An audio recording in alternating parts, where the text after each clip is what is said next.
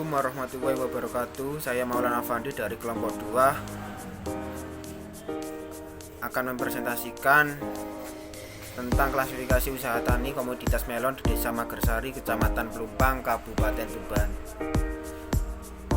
Selanjutnya biodata petani narasumber atas nama Bapak Wardiono.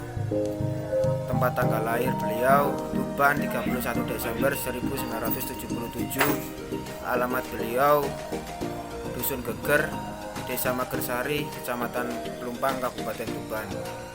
Riwayat pendidikan beliau MI Tanwirodatul Lab Geger.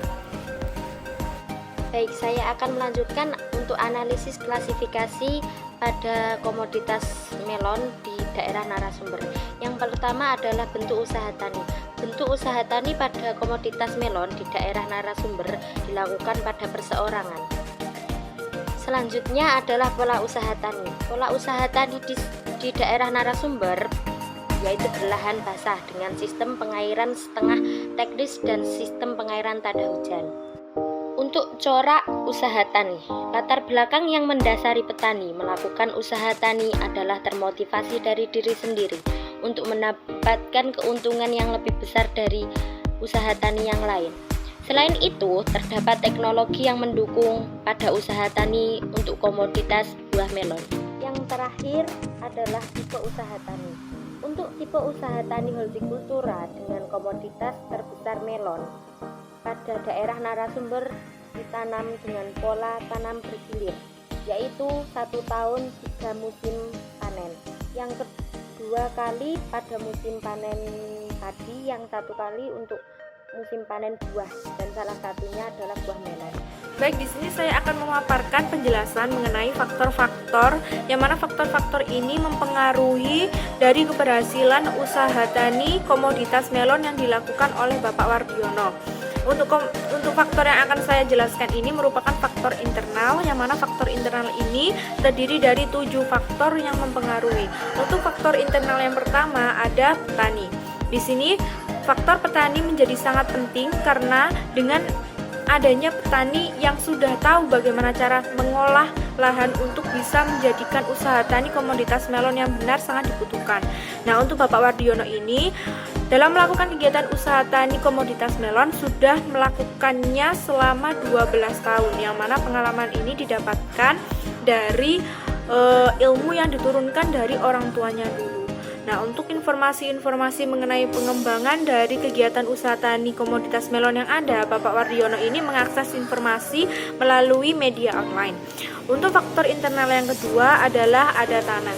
Nah, dari seluruh tanah yang dimiliki oleh Bapak Wardiono, untuk tanah yang merupakan tanah milik sendiri, ada total seluas 2 hektar. Untuk yang tanah dalam status sewa, ada total 1 hektar. Dengan adanya tanah yang sedemikian rupa, ada total 3 hektar tanah yang dimiliki dan yang digunakan untuk kegiatan usaha tani melon Bapak Wardiono hanya 1 hektar saja. Nah, untuk kesuburan tanah yang dimiliki rata-rata memiliki pH di sekitaran 6,5. Faktor intern yang ketiga adalah modal. Nah, dalam kegiatan usaha tani Bapak Wardiono ini, dalam modal Bapak Wardiono menggunakan pendapatan yang diterima dari proses usaha tani di komoditas sebelumnya. Nah, untuk menutupi kekurangan dari modal ini, Bapak Wardiono biasanya melakukan hutang kepada toko ini biasanya menyediakan bahan-bahan yang digunakan oleh Bapak Wardiono untuk kegiatan usaha tani melon. Setelah melakukan usaha tani dan didapatkan keuntungan, nantinya Bapak Wardiono membayarkan hutang yang tadi digunakan kepada pemilik toko, seperti itu. Untuk faktor yang ketiga ada tenaga kerja. Nah, di sini tenaga kerja juga sangat penting dalam kegiatan usaha tani di lahan Bapak Wardiono ini. Untuk total karyawannya ada 15 orang, yang mana 15 orang ini dipekerjakan saat persiapan lahan dan juga saat panen. Untuk perawatannya, Bapak Wardiono menggunakan karyawan tetap. Totalnya ada 8 orang, yang mana 8 orang ini terdiri dari 5 orang laki-laki dan juga terdiri dari 3 perempuan. Untuk upah yang diberikan kepada tenaga kerja ini, untuk yang laki-laki sebesar Rp105.000 dan yang untuk perempuan Rp80.000. Nah, untuk kebutuhan tenaga kerja ini biasanya bisa bertambah maupun berkurang sesuai dengan kebutuhan yang dibutuhkan pada saat itu. Untuk upahnya juga bisa berubah-ubah sesuai dengan alokasi waktu yang digunakan oleh tenaga kerja dalam melakukan kegiatan usaha tani di lahan Bapak Wardiono.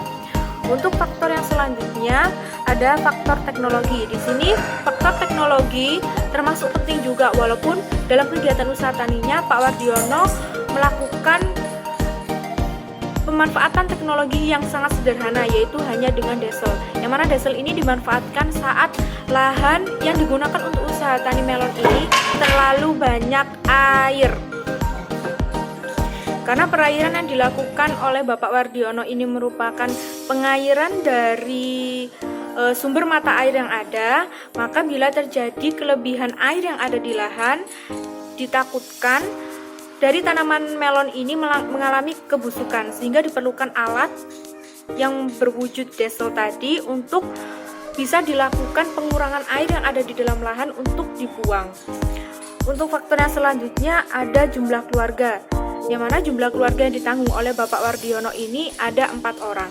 Nah, jumlah keluarga ini juga berkaitan dengan kemampuan dari petani, yaitu Bapak Wardiono, dalam mengalokasikan penerimaan keluarga, yang mana dari total keseluruhan nanti Bapak Wardiono menggunakan sebagiannya untuk kegiatan rumah tangga untuk memenuhi kebutuhan jumlah keluarga yang sebesar 4 orang tadi, dan sisanya digunakan untuk modal dalam kegiatan usaha tani pada komoditas yang selanjutnya.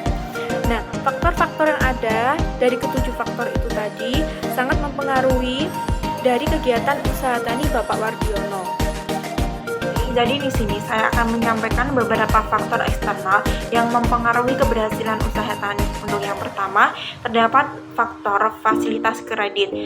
Sebagaimana yang telah disampaikan narasumber kami, fasilitas kredit untuk usaha tani komoditas melon berupa pinjaman uang dari bank maupun pembelian saprodi secara kredit, sehingga dapat membantu pemodalan usaha tani komoditas melon.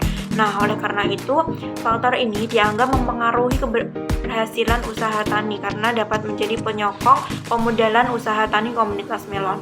Untuk yang kedua, tersedianya sarana transportasi dan komunikasi. Untuk sarana transportasi sendiri, para petani komoditas melon ini menggunakan truk atau mobil backup, di mana berfungsi untuk alat pengangkutan komoditas melon dari tempat satu ke tempat yang lain. Untuk sarana komunikasinya sendiri, petani komoditas melon ini menggunakan Android yang berfungsi untuk menggali informasi-informasi terbaru mengenai teknologi dan benih-benih terbaru seperti itu.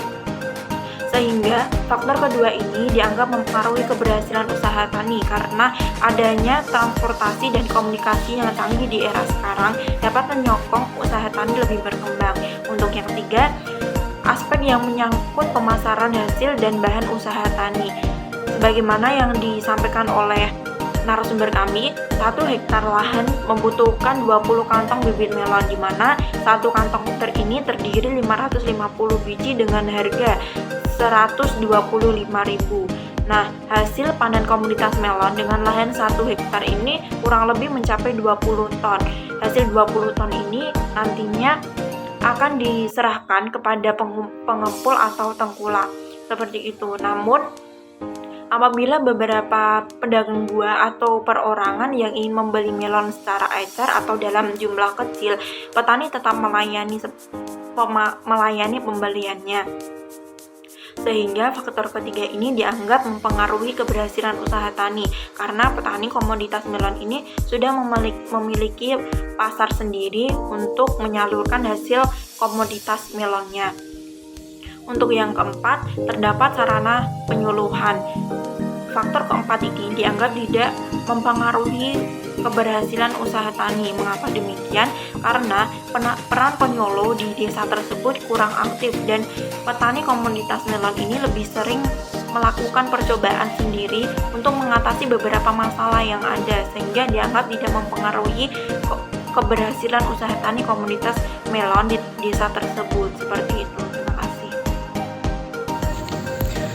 Kesimpulan yang dapat kita ambil adalah bahwa dalam kegiatan usaha tani komoditas melon Bapak Wardiono selaku narasumber, faktor-faktor yang tidak mempengaruhi keberhasilan usaha tani adalah sarana penyuluhan karena tenaga penyuluh yang kurang aktif dan petani lebih banyak mencari informasi sendiri untuk kegiatan usaha taninya.